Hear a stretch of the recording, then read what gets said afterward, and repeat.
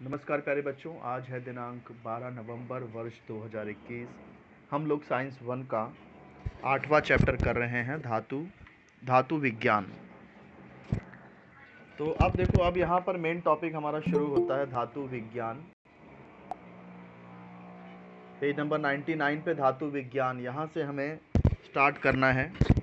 धातु विज्ञान क्या कहते किसको हैं, इसकी परिभाषा यहाँ दी गई है। धातु का उसके खनिज से निष्कर्षण करना और धातु के उपयोग के लिए शुद्धिकरण करना, इससे संबंधित विज्ञान और तंत्र ज्ञान को धातु विज्ञान कहते हैं। जैसे हम लोग जीवों के बारे में पढ़ते हैं, जीवों का अध्ययन करने वाले विज्ञान को जीव विज्ञान कहते हैं, रसायन का अध्ययन करने वाले विज्ञान को रसायन विज्ञान कहते हैं। ऐसे ही भौतिक चीज़ों का अध्ययन करने वाले विज्ञान को भौतिक विज्ञान कहते हैं। इसी प्रकार धातु के निष्कर्षण करना, उसको शुद्ध करना, इससे संबंधित जो विज्ञान है उसे कहते हैं धातु विज्ञान। तो धातु विज्ञान की परिभाषा है। धातु की उपस्थिति मैंने कल समझाया था, फिर से रिपीट कर दे रहा हूँ।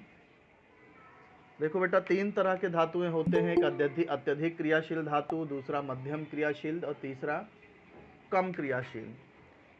तो जो क्रियाशील धातुएं हैं, अत्यधिक क्रियाशील और मध्यम क्रियाशील धातुएं हैं, वो कभी मुक्त अवस्था में प्रकृति में नहीं पाई जाती, क्योंकि वो क्रियाशील होने के कारण किसी न किसी के साथ जुड़ जाती हैं। या तो ऑक्सीजन के साथ जुड़ जाएंगी तो धातु को ऑक्साइड के रूप में प्राप्त होंगे, कभी वो कार्बोनेट जैसे CO2 वगैरह है ना, CO2 CO3 कार्बोनेट के साथ जुड़ जाएंगे तो धातु के कार्बोनेट के रूप में प्रकृति में मिलेंगी।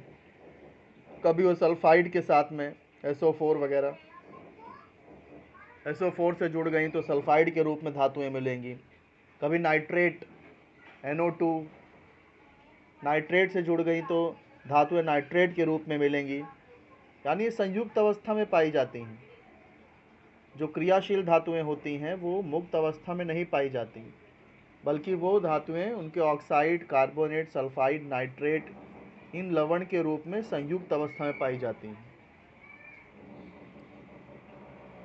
लेकिन जो अत्यधिक अक्रियाशील धातुएं हैं, जो किसी से क्रिया नहीं करती, वो क्या ना ऑक्सीजन से क्रिया करेगी, ना कार्बोनेट से क्रिया करेगी, ना सल्फाइड से, ना नाइट्रेट से, तो ऐसी जो अत्यधिक अक्रियाशील धातुएं हैं वो मुक्त अवस्था में पाई जाती हैं। तो कुछ धातुएं मुक्त अवस्था में पाई जाती हैं, कुछ धातुएं मुक्त अवस्था में नहीं पाई जाती। कौन से धातुएं मुक्त अवस्था में नहीं पाई जाती? जो क्रियाशील धातुएं हैं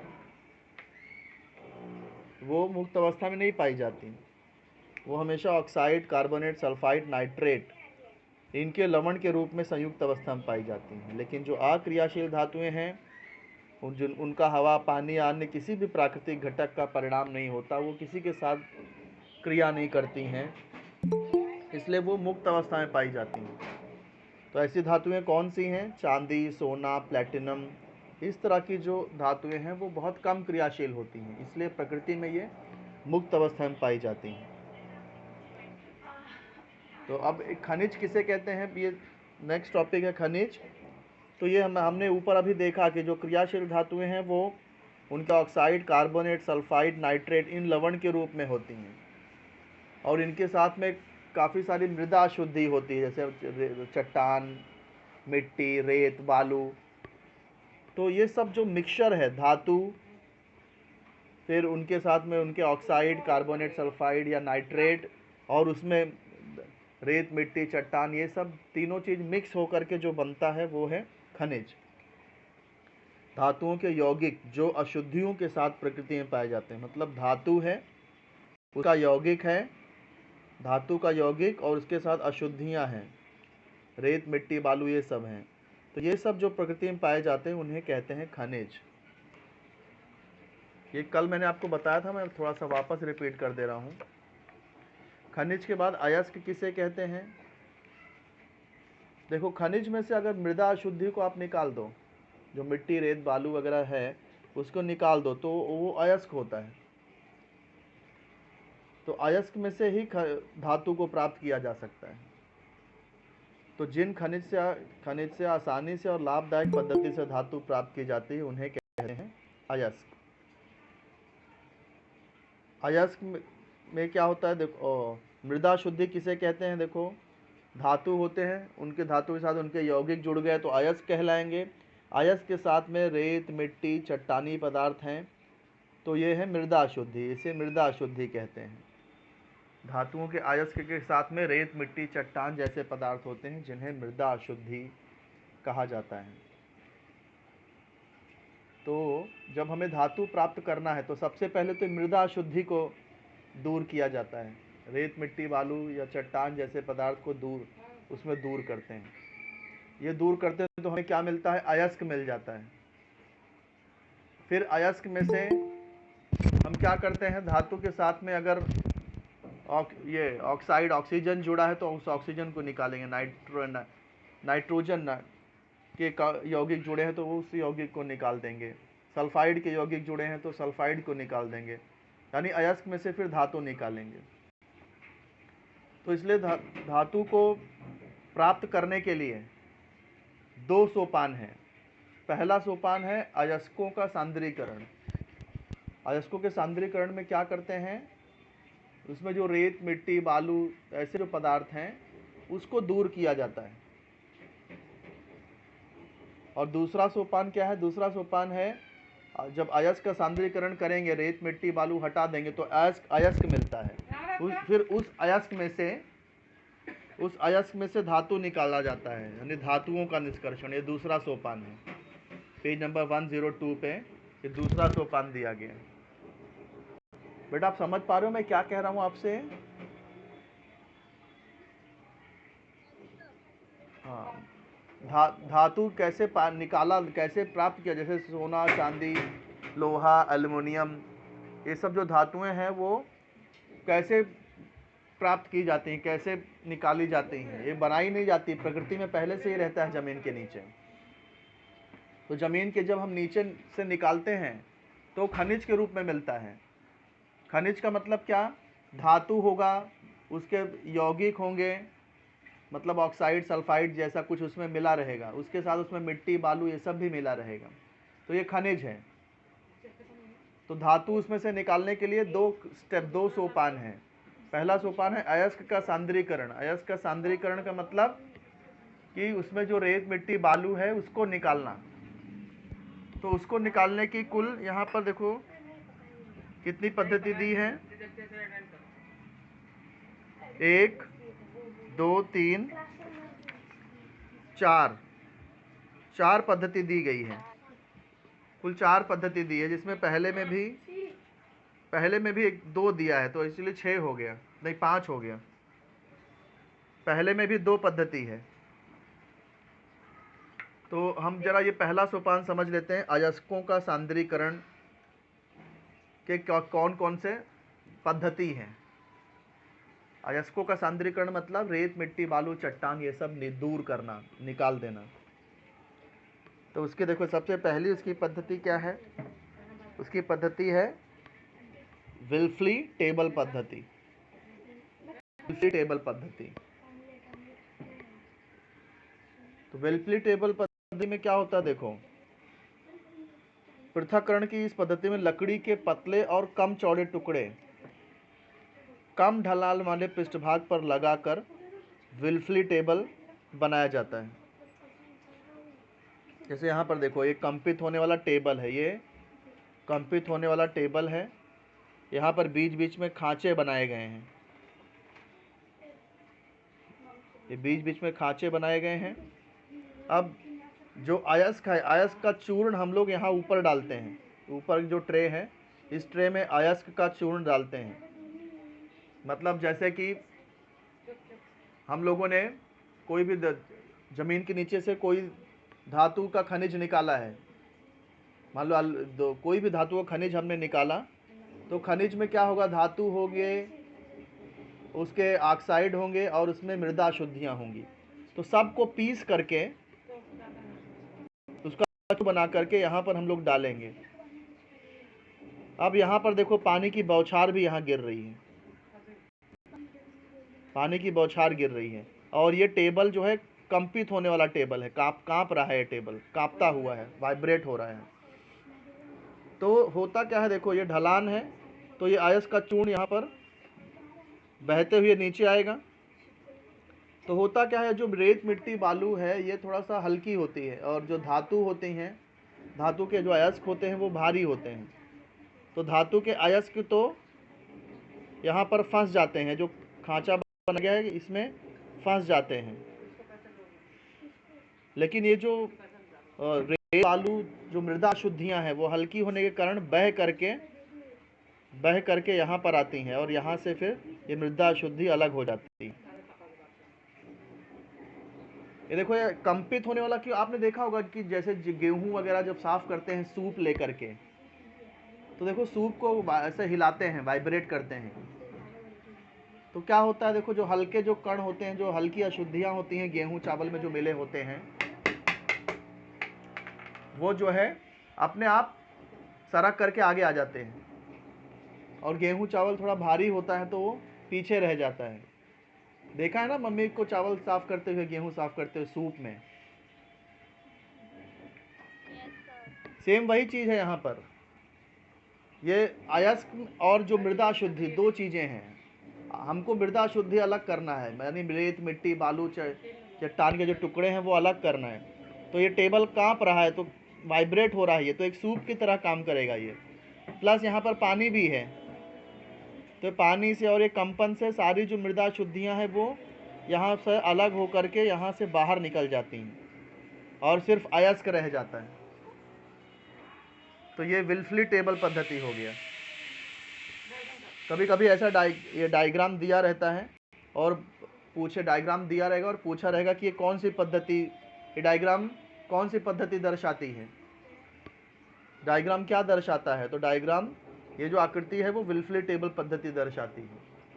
फिर उसका वर्णन करो, तो आपको वर्णन करना पड़ेगा। ऐसे आपको डायग्राम ही वर्णन करना है कि ये टेबल है, जो कंपित टेबल है, जो जिसमें खांचे बने हुए हैं, और ऊपर से, और ये ढलान वाला टेबल होता है, और कांपता भी कंपन भी होता है इस टेबल में। ऊपर पानी की बौछार और ढलान और इस कंपन के कारण मृदा अशुद्धियाँ अलग हो जाती हैं और अयस्क अलग हो जाता है। ये समझ में आया विल्फली टेबल पद्धति से जो है मृदा अशुद्धियाँ कैसे अलग करते हैं इस पद्धति में। हाँ, अब दूसरी पद्धति समझ लेते हैं। दूसरी पद्धति है जल शक्ति पर आधारित पृथक्करण पद्धति, हाइड्रोलिक सेपरेशन मेथड, जल शक्ति पर। तो इसमें देखो कैसे होता है, मैं डायग्राम भी समझाता हूँ और ये जो लिखा है वो भी समझाता हूँ। जल शक्ति पर आधारित पृथक्करण पद्धति का कार्य आटे की चक्की के कार्य पर आधारित होता है। आटे की चक्की, आपने देखा होगा, आटे की चक्की में ऊपर गेहूं डालते हैं और नीचे से वो पीस करके आटा आता है ना। वैसे ही ये जल शक्ति पर आधारित जो पृथक्करण पद्धति है, उसमें भी जैसे चक्की में ऊपर से गेहूं डालते हैं ना, वैसे यहाँ चक्की के जैसे यहाँ पर ऊपर से यहाँ अयस्क का चूर्ण डालते हैं। अयस्क का चूर्ण मतलब खनिज का, एक्चुअली खनिज होना चाहिए, खनिज का चूर्ण। जमीन के नीचे से धातुएं जो मिलती हैं खनिज के रूप में होती हैं, उसको पीस करके यहाँ पर डाला जाता है। यहाँ पर डालने पर देखो ये पानी है यहाँ पर, तो जो मृदा अशुद्धि है वो हल्की होती है, रेत मिट्टी बालू हल्की होती है, इसलिए पानी पर ऊपर तैरती है वो। और जो अयस्क है वो भारी होता है, भारी होने के कारण वो नीचे आ जाता है, और नीचे आकर के अयस्क जो है यहाँ से बाहर निकल जाता है, और मृदा अशुद्धि हल्की होने के कारण वो पानी में ऊपर से यहाँ से बाहर निकल जाती है। यहाँ से पानी बहता रहता है, इसमें पानी भरते रहते हैं ऊपर। ये शंकु के आकार का पात्र है, शंकु के आकार का पात्र है। ऊपर से हम लोग खनिज का चूर्ण डालते हैं। खनिज का चूर्ण में अयस्क भारी होता है, इसलिए वो नीचे आकर के यहाँ से बाहर निकल जाता है, और मृदा अशुद्धि हल्की होने के कारण वो पानी के ऊपर तैरती है, और इस टोंटी से यहाँ से बाहर निकल जाती है। कुछ बात समझ में आई? तो इस तरह से खनिज में से जो है मृदा अशुद्धि अलग करते हैं। तो ये दूसरी पद्धति हो गई, जल शक्ति पर आधारित पृथक्करण पद्धति। तो मैंने डायग्राम एक्सप्लेन कर दिया, अब इसको पढ़ेंगे तो समझ में आएगा। देख लेते हैं, देखो जल शक्ति पर आधारित पृथक्करण पद्धति का कार्य आटे की चक्की के कार्य पर आधारित होता है। चक्की की तरह इसमें एक शंक्वाकार पात्र होता है। अभी हमने देखा शंक्वाकार पात्र, ये शंक्वाकार पात्र ये रहा, इसमें पानी भरा हुआ है। तो शंक्वाकार पात्र होता है जो निचले सिरे पर शंक्वाकार टंकी जैसे पात्र में खुलता है। अच्छा, दोनों शंक्वाकार हैं। ये देखो, जिसमें से हम लोग खनिज का चूर्ण डाल रहे हैं वो भी शंक्वाकार है। ये नीचे जो पानी की टंकी है वो भी शंक्वाकार है। तो शंक्वाकार पात्र में खनिज का चूर्ण डालते हैं और वो नीचे शंक्वाकार टंकी के जैसे पात्र में खुलता है। टंकी के ऊपरी सिरे पर पानी बाहर जाने के लिए एक टोंटी होती है। देखो डायग्राम में, टंकी के जो ऊपरी सिरे है उसमें पानी बाहर जाने के लिए एक टोंटी होती है। डायग्राम ही पूरा लिखा हुआ है, आपको डायग्राम ध्यान में है तो फिर पूरा वही डायग्राम मेंशन करना है। निचले सिरे से पानी छोड़ने के लिए नली होती है। देखो, निचले सिरे से पानी छोड़ने के लिए एक नली होती है निचले सिरे से। फिर करते कैसे हैं यहाँ समझाया गया है। बारीक बारीक पिसा हुआ अयस्क, अयस्क मुझे यहाँ ठीक नहीं लगता है शब्द, खनिज होना चाहिए। बारीक पिसा हुआ खनिज ऊपर से टंकी में डालते हैं। ये ऊपर से टंकी में डालते हैं। टंकी के निचले सिरे से पानी का प्रवाह तीव्र वेग से ऊपर की ओर भेजा जाता है। नीचे से पानी तीव्र, जैसे जेट होता ना, फाउंटेन की तरह तेजी से ऊपर भेजा जाता है। मृदा अशुद्धियाँ हल्की होती हैं। हल्की होने के कारण वे टंकी के ऊपरी सिरे पर स्थित टोंटी से पानी के प्रवाह के साथ बाहर निकल जाती हैं। पानी यहाँ से बहता रहता है तो जो मृदा अशुद्धियाँ ऊपर से बह जाती हैं हल्की होने के कारण।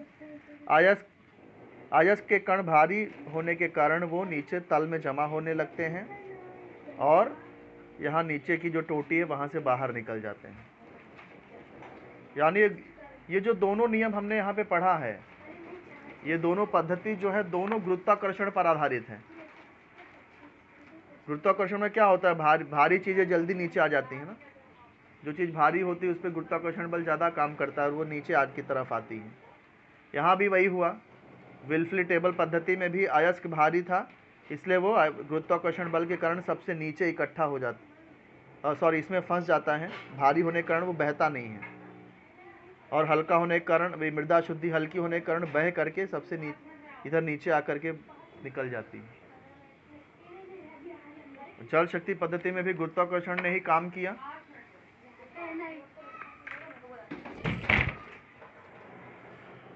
इसमें भी वही हुआ। जो अयस्क था वो भारी होने के कारण नीचे इकट्ठा होता है, बाहर निकल जाता है और खनिज के जो चूर्ण होते हैं वो हल्के होने के कारण, मृदा शुद्धि हल्की होने के कारण वो पानी के प्रवाह से ऊपर से निकल जाती है। तो गुरुत्वाकर्षण आधारित दो पद्धतियां हैं, विल्फ्ली टेबल पद्धति और जल शक्ति पर आधारित पृथक्करण पद्धति। ये दो पद्धतियां गुरुत्वाकर्षण पर आधारित पद्धति हैं। तो आपको ऐसा पूछा जाएगा कि गुरुत्वाकर्षण पर आधारित कौन कौन सी पद्धति हैं, तो कौन सी पद्धति है, विल्फ्ली टेबल पद्धति और जल शक्ति पर आधारित पृथक्करण पद्धति। ये ऐसा भी पूछा जा सकता है कि कभी कभी ऐसा पूछा जाता है कि जल शक्ति पर आधारित पृथक्करण पद्धति की आकृति बनाइए, आकृति बनाकर उसका वर्णन करिए। तो ये आकृति एक बार बोर्ड एग्जाम में आया था ऐसा, तो ये इस तरह से आकृति बना करके वर्णन करना होता है। तो दूसरी पद्धति, दो पद्धति बता दिया मैंने। तीसरी पद्धति देख लेते हैं, चुंबकीय पृथक्करण पद्धति। ये देखो, चुंबकीय पृथक्करण पद्धति में क्या होता है, देखो दो रोलर होते हैं, दो रोलर, एक अचुंबकीय रोलर है, दूसरा चुंबकीय रोलर है। देख रहे हो,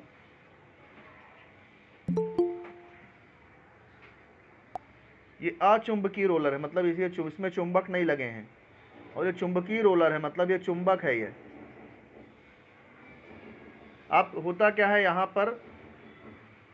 यहाँ से जो खनिज का चूर्ण यहाँ पर अंदर डाला जाता है। तो ये चूर्ण यहाँ पर गिरता है, इस बेल्ट पर गिरता है, बेल्ट से सरकता हुआ इधर आता है। अब यहाँ पर ये जो अयस्क हैं वो चुंबकीय पदार्थ होते हैं, तो चुंबक की तरफ आकर्षित होते हैं, इसलिए वो यहीं पर नीचे जल्दी से गिर जाते हैं। लेकिन ये जो मृदा शुद्धि होती है, मिट्टी, रेत, बालू, चट्टान, ये सब इस चुंबक से आकर्षित नहीं होते, इसलिए वो थोड़ा सा बाहर जाके गिरते हैं, दूर, थोड़ा सा दूर गिरते हैं। तो इसलिए अयस्क यहाँ पर एक बर्तन में अयस्क जमा होता है, दूसरे बर्तन में मृदा शुद्धि जमा होती है। ये समझे कि नहीं है? फिर से बता रहा हूँ, देखो यहाँ 2 रोलर लगा है, एक अचुंबकीय रोलर है और एक चुंबकीय रोलर है। इसमें ये पद्धति किस में यूज़ करते हैं? ऐसे खनिज में यूज़ की जाती है जिसमें जो धातुएं हैं वो चुंबकीय पदार्थ हों, चुंबक की तरफ आकर्षित होने वाले हों।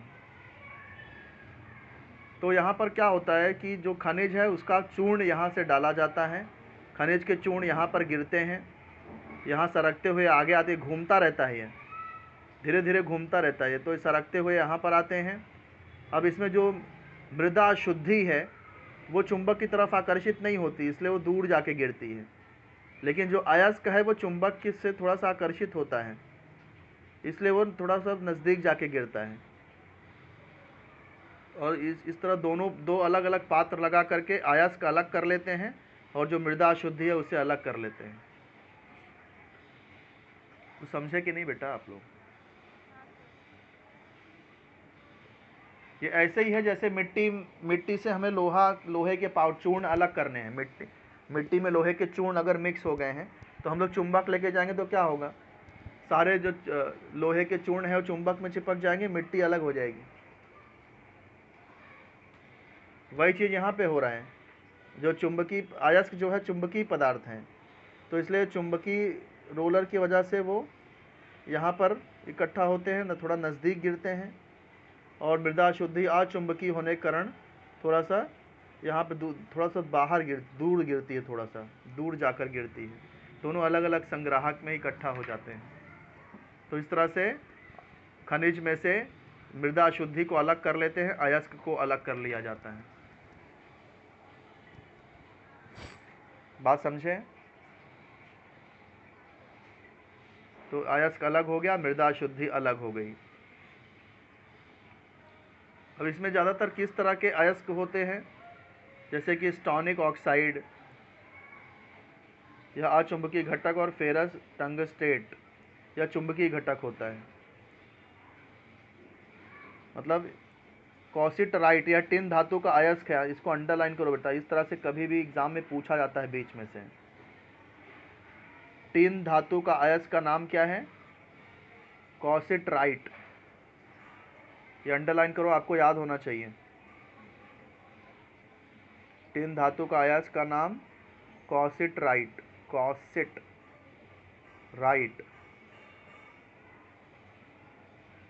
याद रहेगा ये, कॉसिटराइट। यह टिन धातु का अयस्क है। इस अयस्क में स्टोनिक ऑक्साइड होता है जो कि अचुंबकीय घटक है, और फेरस टंगस्टेट ये चुंबकीय घटक होता है। तो इस तरह के जो अयस्क होते हैं उसको इस पद्धति से हम लोग अलग कर सकते हैं। अचुंबकीय घटक अलग हो जाएगा, जो चुंबकीय घटक है वो अलग पात्र में जमा हो जाएगा। तो ये जो मैंने आपको समझाया है वही चीज़ें यहाँ पर लिखी गई हैं, ठीक है?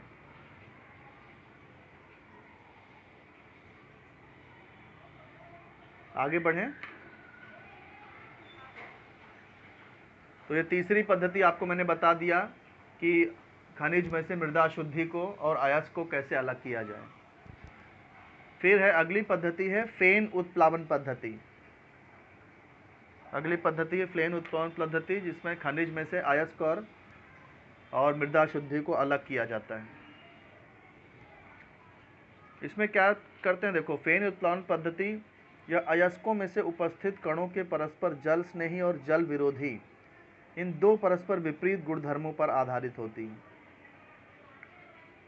मतलब ऐसे खनिज जिसमें दो तरह के पदार्थ होते हैं, एक तो जल स्नेही, दूसरा जल विरोधी। तो धातु के सल्फाइड के कण उनके जल विरोधी गुणधर्म के कारण प्रमुख रूप से तेल से भीग जाते हैं। मतलब जल स्नेही किसको बोलते हैं? जो पानी से गीले हो जाए वो जल स्नेही है। और जो पानी से पानी जिसमें चिपकता नहीं है, जो तेल जैसा चीज़ें होती हैं, थोड़ा सा ऑयली जो रहेगा वो जल विरोधी होगा ना, वो पानी से भीगेगा नहीं। वो आप सुन रहे हो, समझ रहे हो ना मैं क्या कह रहा हूँ? हाँ, जो खनिज, तो कुछ खनिज ऐसे होते हैं जिसमें दो तरह के पदार्थ होते हैं, एक जल स्नेही यानी पानी से भीगने वाले, दूसरा जल विरोधी पानी से ना भीगने वाले। जैसे कि देखो, धातु के सल्फाइड के कण जल विरोधी गुणधर्म होते हैं, इसलिए वो पानी से नहीं भीगते, वो तेल से भीग जाते हैं। जो जल विरोधी गुणधर्म है वो तेल से भीगते हैं, पानी से नहीं भीगते हैं। तो धातु के जो सल्फाइड हैं, एक मैंने आपको बताया था अयस्क ऑक्साइड के रूप में भी हो सकते हैं, सल्फाइड के रूप में भी हो सकते हैं, नाइट्राइड के रूप में भी हो सकते हैं। तो ऐसे धातु के वो अयस्क जो सल्फाइड के रूप में होते हैं वो जल विरोधी होते हैं, इसलिए वो तेल से भीग जाते हैं। और जल स्नेही गुणधर्म के कारण मृदा अशुद्धियाँ पानी से भीग जाती हैं। जो मृदा अशुद्धियाँ होती हैं, रेत, मिट्टी, बालू, ये सब जो है ये जल स्नेही गुणधर्म होता है इसमें, इसलिए पानी से भीग जाती हैं। तो पहले तो ये दो बातें आप समझ लो, जल स्नेही गुणधर्म और जल विरोधी गुणधर्म। जल स्नेही गुणधर्म जिसमें होगा वो जल से भीग जाएगा, तेल से कोई प्रभाव नहीं पड़ेगा। जो जल विरोधी है वो जल का उस पर कोई प्रभाव नहीं पड़ेगा, वो तेल से गीला होगा, तेल में भीगेगा वो। ये बात समझे कि नहीं? हाँ या ना बोलो।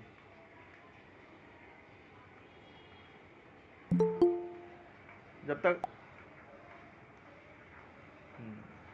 सिर्फ एक बच्चे ने हाँ बोला है। चलो आगे बढ़ते हैं। हाँ ठीक है, अब आगे बढ़ते हैं। चलो,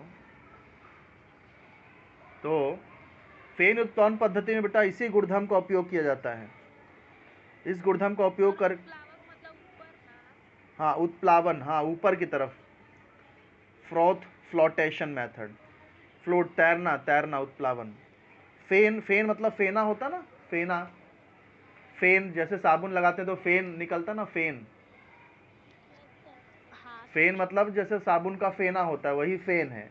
उत्प्लावन मतलब ऊपर तैरना, फेने पर तैरना वाला, फेने पर तैरना। फेन उत्प्लावन मतलब फेन पर तैरना, फेन पर उत्प्लावन ऊपर आना, ऊपर फेन पर ऊपर आकर तैरना, फेन उत्प्लावन पद्धति, इसका मतलब ये। तो इसमें पहले दो गुणधर्म समझ लो। जल स्नेह, कुछ पदार्थ ऐसे होते हैं जिसमें जल स्नेही गुणधर्म होता है, वो जल में भीग जाते हैं पर तेल से कोई प्रभाव नहीं पड़ता उन पर। और कुछ पदार्थ में जल विरोधी गुणधर्म होता है, वो जल से तो नहीं भीगते, पानी से नहीं भीगते, पर तेल में भीग जाते हैं। इसी गुणधर्म का उपयोग इस पद्धति में किया जाता है।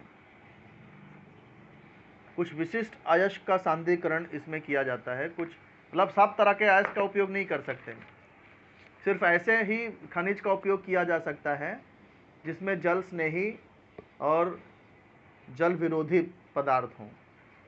तो इसमें करते क्या है देखो, जैसे कि यहाँ पर देखो, ये हवा का प्रवाह है और ये मथनी है।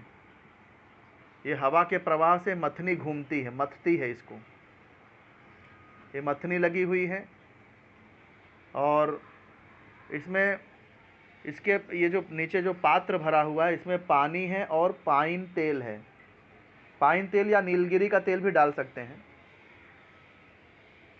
पाइन तेल और नीलगिरी का तेल, पाइन या नीलगिरी दोनों में से कोई एक तेल इसमें डालना है। तो इस पात्र में दो चीज़ें हैं, पानी है और तेल है। अब करते क्या है, इस पानी में हम लोग अयस्क का चूर्ण डालते हैं, खनिज का चूर्ण इसके अंदर हम लोग डाल देंगे। हाँ, तो अब खनिज का चूर्ण डालने से क्या होगा, अब देखो ध्यान से देखो। अब देखो ये हवा है, हवा के कारण मथनी जब घूमती है तो इसमें जो तेल है, तेल, वो तेल के कारण इसमें झाग बनता है। उस प्लांट टंकी के मध्य भाग में घूमने वाली मथनी होती, मथनी का उपयोग आवश्यकतानुसार किया जाता है। प्रवाहित हवा के झोंके के कारण बुलबुले बनते हैं। मथनी के कारण तेल, पानी और हवा के बुलबुले मिलकर झाग बनता है। मथनी के कारण तेल, पानी और हवा के बुलबुले, ये तीनों मिक्स होकर, तीनों मिला करके झाग बनाते हैं, झाग। उससे क्या होता है, ये जो झाग है ये पानी के ऊपर तैरता है। अब इसमें होता क्या है, जो कुछ विशेष सल्फाइड अयस्क के कण तेल में भीगने के कारण ये झाग के साथ पानी पर तैरते हैं। कुछ अयस्क जो है वो, जो कि जल विरोधी होते हैं, इसलिए वो जल से नहीं भीगते, लेकिन तेल में भीग जाते हैं वो। और तेल हल्का होता है, तो तेल में भीगने के कारण तेल हल्का हो करके उसको ऊपर लेके आता है झाग के साथ में। झाग के साथ में वो जो अयस्क हैं वो ऊपर आ जाते हैं और वे ऊपर झाग के द्वारा वो बाहर आ जाते हैं। लेकिन जो मृदा शुद्धि होती है वो क्या होती है, पानी में भीग जाती है। पानी में भीग करके वो भारी हो जाती है और भारी हो करके वो नीचे से बाहर आ जाती है। रेत, मिट्टी, बालू जैसी मृदा शुद्धियाँ। इस तरह से जो अयस्क, खनिज में से अयस्क और मृदा शुद्धि अलग हो जाती है। अब इसमें किस तरह के अयस्क का उपयोग होता है, ऐसे खनिज का उपयोग होता है जिसमें जिंक ब्लेंड, जिंक सल्फाइड या कॉपर पायराइट, इसमें भी देखो सल्फेट है, ये सब सल्फाइड के ही अयस्क हैं क्योंकि सब में सल्फर है। देखो, तो इस तरह के जो अयस्क जिस खनिज में पाए जाते हैं उसी खनिज का उपयोग ऐसी पद्धति में करते हैं, प्लेन उत्प्लावन पद्धति में। बेटा समझ में आया हो तो आगे बढ़े, ना समझ में आया हो तो फिर से समझाऊं।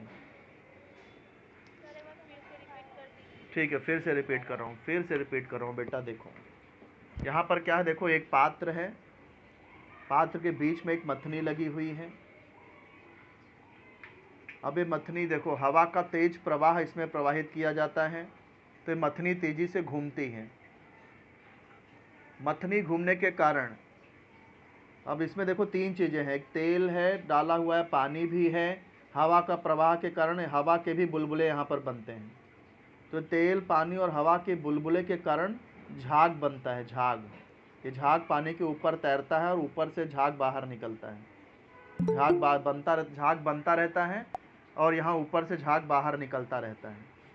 अब करते क्या है, जो खनिज ज़मीन के नीचे से जो खनिज निकाला जाता है वो खनिज को पीस करके उसका चूर्ण बना करके इसके अंदर जब हम डालते हैं तो इसमें जो अयस्क होते हैं वो अयस्क जो है उसमें जल विरोधी गुणधर्म होता है, वो तेल में भीग जाते हैं।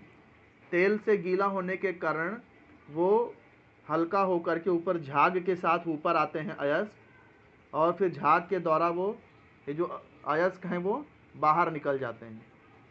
जबकि जो मृदा शुद्धि होती है वो पानी से भीगती है, तेल से नहीं भीगती वो, क्योंकि वो जल स्नेही होती है। जल में भीग जाती है और जल में भीग करके भारी होकर के नीचे जमा होकर के नीचे से बाहर आ जाती है। समझे कि नहीं बात को? ये ठीक इसका उल्टा है, ये जो हमने यहाँ पे किया था ना, जल शक्ति पर आधारित पृथक्करण पद्धति सॉरी, इसमें क्या हो रहा था, देखो अयस्क नीचे से निकल रहा था और मृदा शुद्धि ऊपर से निकल रही थी। लेकिन अभी जो मैं बता रहा हूँ फेन उत्पादन पद्धति, इसमें उल्टा होता है, अयस्क ऊपर से निकलता है, मृदा अशुद्धि नीचे से निकलती, दोनों एकदम उल्टा है। तो ऐसा क्यों हुआ? क्योंकि अयस्क जो है तेल में गीला होने के कारण वो हल्का हो जाता है। तेल हल्का होता है ना पानी से, तो जो अयस्क होता है वो तेल में गीला हो जाता है और इसलिए वो झाग के साथ में ऊपर आता है और बाहर निकल जाता है। जबकि मृदा शुद्धि वो जल में गीली होकर के, पानी में गीली होकर के भारी हो जाती है और वो नीचे जमा होती है और नीचे की टोटी से बाहर निकल जाती है। तो ये था फेन उत्प्लावन पद्धति। समझ में आई बात? Yes sir. ये इसमें किस तरह के खनिज का उपयोग करते हैं? ऐसे खनिज का उपयोग करते हैं जिसमें सल्फाइड के अयस्क होते हैं। सल्फाइड के अयस्क ही जो है वो जल विरोधी गुणधर्म होता है उसमें। इसके बाद में अगली पद्धति है ई निक्षालन पद्धति।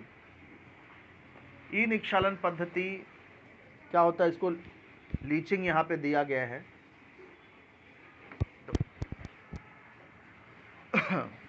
इसको कैसे आप ऐसे समझ सकते हो जैसे कि शक्कर और बालू मिक्स हो गई है। शक्कर और बालू मिक्स हो गई है, ठीक है। अब इसको अलग करना है, शक्कर और बालू को अलग करना है, तो कैसे करोगे? सर पानी में तो वो घुलनशील हो जाएगा शक्कर। Very good. तो शक्कर और बालू का जो मिश्रण है उसको पानी में डाल दो। होगा क्या? जो शक्कर है वो पानी में घुल जाएगी, बालू पानी में नहीं घुलेगी, तैरेगा। अब उसको छान लो। छान लेंगे तो क्या होगा? बालू जो है छन जाएगी और जो शक्कर वाला पानी है वो अलग हो जाएगा। शक्कर वाला पानी का विलयन अलग हो गया और बालू अलग हो गई। अभी शक्कर वाले पानी को थोड़ा धूप में रख दो, पानी उड़ जाएगा, शक्कर बच जाएगी। समझे कि? तो इसी टाइप की जो पद्धति है ना, इसको ही ई निक्षालन पद्धति कहते हैं। देखो यहाँ पर अब थोड़ा सा मैं पढ़ के बताता हूँ तो आपको समझेगा। जैसे एल्युमिनियम, सोना, चांदी, इन धातुओं का उनके अयस्क से निष्कर्षण करने का जो पहला चरण है वो निक्षालन पद्धति ही है। यानी किस तरह के धातु का निष्कर्षण किया जाता है ई निक्षालन पद्धति में? एल्युमिनियम, सोना, चांदी, ऐसे इन धातुओं का निष्कर्षण करने के लिए निक्षालन पद्धति का उपयोग करते हैं। इस पद्धति में अयस्क को एक विशेष विलयन में बहुत देर तक भिगो के रखते हैं। अयस्क यानी खनिज में अयस्क और मृदा शुद्धि दोनों मिला करके खनिज बनता है। तो इसमें क्या होता है कि जो खनिज है उसको एक विशेष विलयन में बहुत देर तक भिगो के रखते हैं। विलयन के साथ विशेष प्रकार की रासायनिक क्रिया होती है और जो अयस्क होता है वो उस विलयन में घुल जाता है। जैसे शक्कर पानी में घुल गई थी ना, वैसे अयस्क जो है वो उस विलयन में घुल जाता है। लेकिन जो मृदा अशुद्धि है वो विलयन के साथ में क्रिया नहीं करती, इसलिए वो नहीं घुलती। और इस तरह से बाद में उसको छान करके अलग कर दिया जाता है। तो इस तरह से मृदा अशुद्धि अलग हो जाती है और अयस्क उस विलयन में घुल जाता है, तो अयस्क का विलयन अलग हो जाता है। जैसे शक्कर का विलयन अलग हो गया और बालू अलग हो गई, वैसे मृदा अशुद्धि अलग हो जाती है और वो अयस्क का जो विलयन है वो अलग हो जाता है। कुछ बात समझ में आई कि नहीं? तो ये है ई निक्षालन पद्धति। ई निक्षालन पद्धति है। इसमें खनिज को बारीक पीस करके एक विशेष प्रकार के विलयन में बहुत देर तक भिगो के रखते हैं। तो उस अयस्क जो है उस विलयन से रासायनिक क्रिया करता है और उस अयस्क का विलयन प्राप्त होता है। जबकि मृदा अशुद्धि जो है वो उस विलयन से कोई क्रिया नहीं करती, इसलिए वो घुलती नहीं है। बाद में इस मृदा अशुद्धि को छान करके अलग कर दिया जाता है। इस तरह से अयस्क में से मृदा अशुद्धि बाहर निकल जाती है। अब इसमें ज़्यादातर वो जो विलयन कौन सा यूज़ करते हैं? विलयन यहाँ पे ऊपर नाम नहीं दिया था ना कौन सा विलयन। तो इस प्रक्रिया में जलीय NaOH या फिर Na2CO3, सोडियम हाइड्रोक्साइड या सोडियम कार्बोनेट, इस विलयन को भिगो के रखते हैं। ये किस में यूज़ करते हैं? जैसे अल्मुनियम धातु का निष्कर्षण करना है तो उसके अल्मुनियम के अयस्क को बॉक्साइट कहा जाता है। अल्मुनियम का जो अयस्क है उसे बॉक्साइट कहा जाता है। तो उस बॉक्साइट में से अगर अल्मुनियम को निकालना है तो निक्षालन पद्धति का उपयोग करते हैं। उसमें बॉक्साइट अल्मोनियम का अयस्क है बॉक्साइड। मैंने आपको बताया ना, जो खनिज होता है उसमें दो चीज़ें होती है, बॉक्साइड और मृदा अशुद्धि। तो जब हम लोग को एल्युमिनियम जब निकालना है ज़मीन के नीचे से, तो जब हम लोग ज़मीन के नीचे से एल्युमिनियम निकालते हैं तो एल्युमिनियम शुद्ध अवस्था में नहीं होता है। एल्युमिनियम के साथ में बॉक्साइड होते हैं और रेत, मिट्टी, बालू, चट्टान, ये सब होता है। तो सबसे पहले हम उसकी जो मृदा अशुद्धि है, रेत, बालू, चट्टान, वो निकालते हैं। वो निकालते हैं तो बॉक्साइड बच जाता है। फिर उस बॉक्साइड को हम लोग ई निच्छलन पद्धति के द्वारा उसमें से एल्युमिनियम अलग करते हैं। नहीं समझे बात बेटा? हाँ हाँ सर। किसी भी धातु के खनिज में ना उसका अयस्क होता है और उसकी मृदा अशुद्धि, दो चीज़ें होती हैं। तो क्या करते हैं, सबसे पहले मृदा अशुद्धि को अलग करते हैं, जिसकी हमने अभी 6 पद्धति पढ़ी। फिर मृदा अशुद्धि जब अलग करते हैं तो अयस्क बच जाता है। फिर उस अयस्क में से धातु को अलग करते हैं, तब धातु मिलता है। सर आईएस तो उसमें ही रह जाता होगा ना? किसमें? सर मतलब धातु और मृदा मतलब अशुद्धि हम निकाल देते हैं तो आईएस तो उसके अंदर ही रह हाँ, जाता है। अयस्क बच जाता है।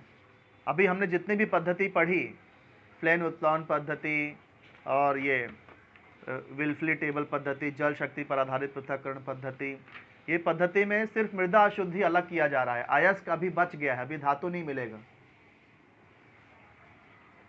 समझे? ये धातु के निष्कर्षण का खाली पहला स्टेप है, फर्स्ट स्टेप है, पहला सोपान है, जिसमें सिर्फ मृदा अशुद्धि को अलग किया जा रहा है। अभी भी अयस्क अलग नहीं किया गया है।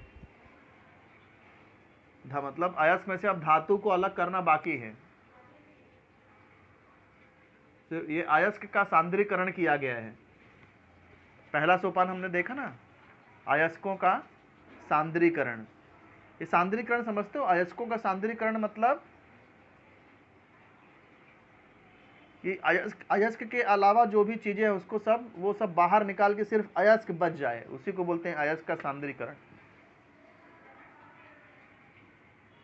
समझे कि नहीं? अयस्कों का सांद्रीकरण मतलब, अयस्कों का सांद्रीकरण मतलब खनिज में से जो मृदा अशुद्धि है उसको बाहर निकाल दो और अयस्क बच जाए, उसी को बोलते हैं अयस्कों का सांद्रीकरण, जिसकी 6 पद्धति हमने अभी एक एक करके पढ़ी अभी। तो ये सारी जो पद्धति है इसमें मृदा अशुद्धि अलग हो जाएगी और अयस्क बच जाएगा। अब दूसरा सोपान में हम लोग पढ़ेंगे कि अयस्क में से धातु का निष्कर्षण कैसे करते हैं। बात समझ रहे हो? तो अयस्क में से धातु का निष्कर्षण, अब देखो 3 तरह की धातुएं होती हैं, मैंने आपको बताया था। एक अधिक क्रियाशील धातु, और एक मध्यम क्रियाशील धातु, और एक कम क्रियाशील धातु। तो तीनों के लिए अलग अलग पद्धति है। जैसे कि जो बहुत अधिक क्रियाशील धातुएं हैं उसका निष्कर्षण कैसे करते हैं, तो ये हम लोग समझ लेते हैं। जो अधिक क्रियाशील धातुएं हैं, देखो जो अधिक क्रियाशील धातुएं होती हैं ना, उनके लिए, उनके निष्कर्षण के लिए विद्युत अपघटनी अपचयन पद्धति का उपयोग करते हैं। ये अंडरलाइन कर लो।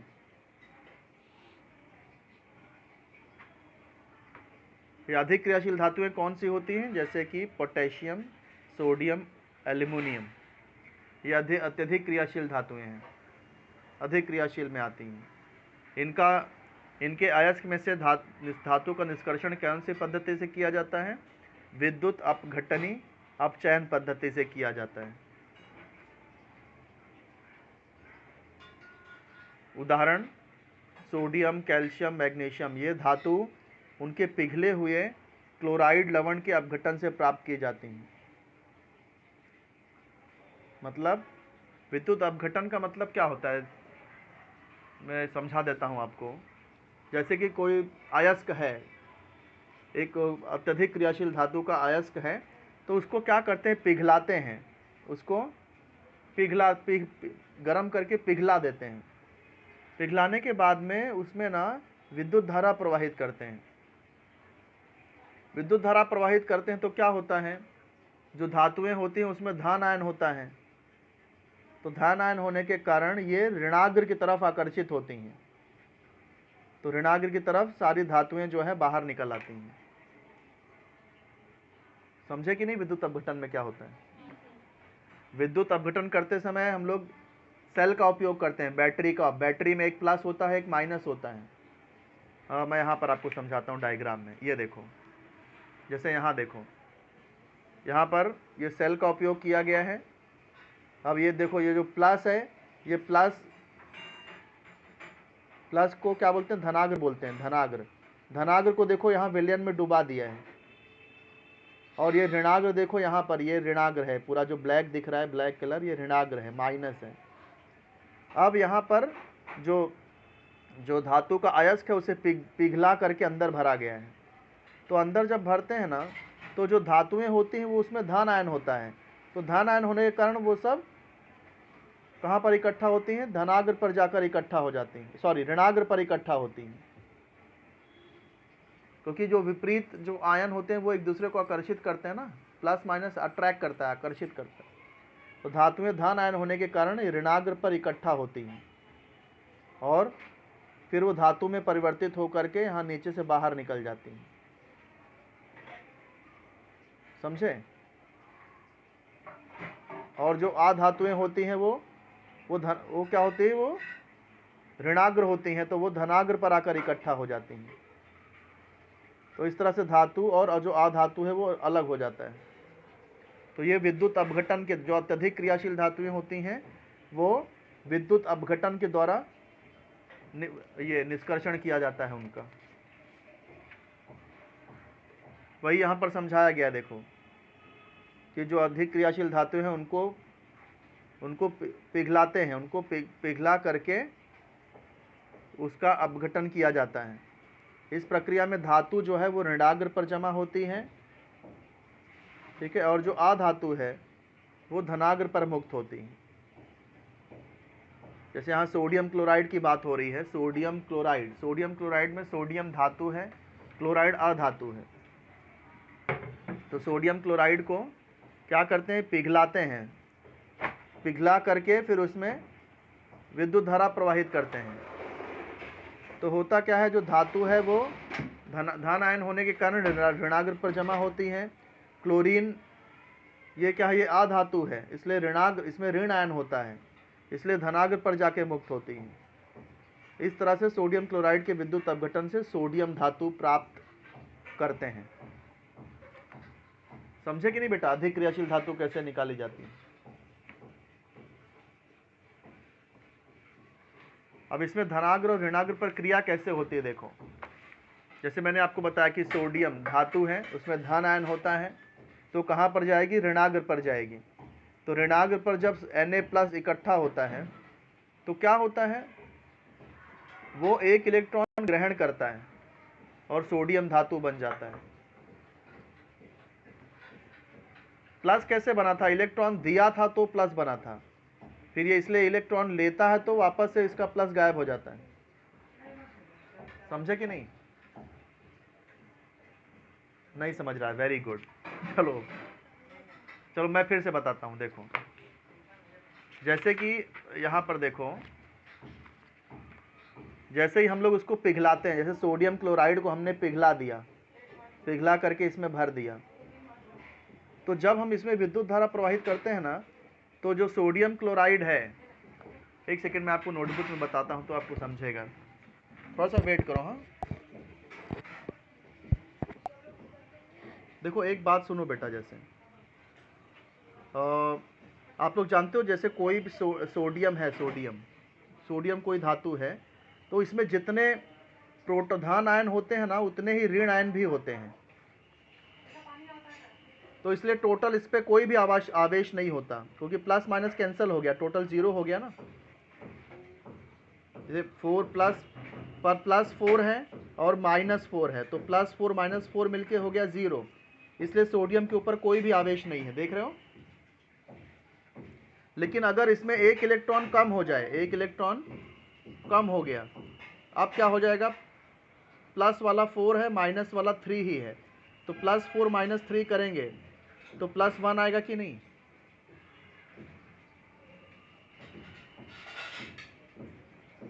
तो एक इलेक्ट्रॉन अगर निकल गया तो इसके ऊपर एक धन आवेश आ जाता है। अगर कोई भी ये तत्व है या धातु है, उसमें से एक इलेक्ट्रॉन अगर निकल जाए तो उसके ऊपर एक धन आवेश आ जाता है। फिर इसी में से ये जो धन आवेश है, इसी में से अगर एक इलेक्ट्रॉन वापस आ जाए तो फिर से सोडियम बन जाएगा। बात समझ रहे हो कि नहीं मैं क्या कह रहा हूं? सबको समझा? ठीक है, आगे बढ़ते हैं। तो ऐसे ही सोडियम क्लोराइड है, तो सोडियम क्लोराइड जब हम लोग उसको पिघलाते हैं, पिघला करके विद्युत धारा प्रवाहित करते हैं, तो सोडियम क्या होता है, एक इलेक्ट्रॉन का त्याग हो जाता है और उस पर एक धन आवेश आ जाता है। क्लोरीन एक इलेक्ट्रॉन ग्रहण कर लेता है, उस पर ऋण आवेश आ जाता है।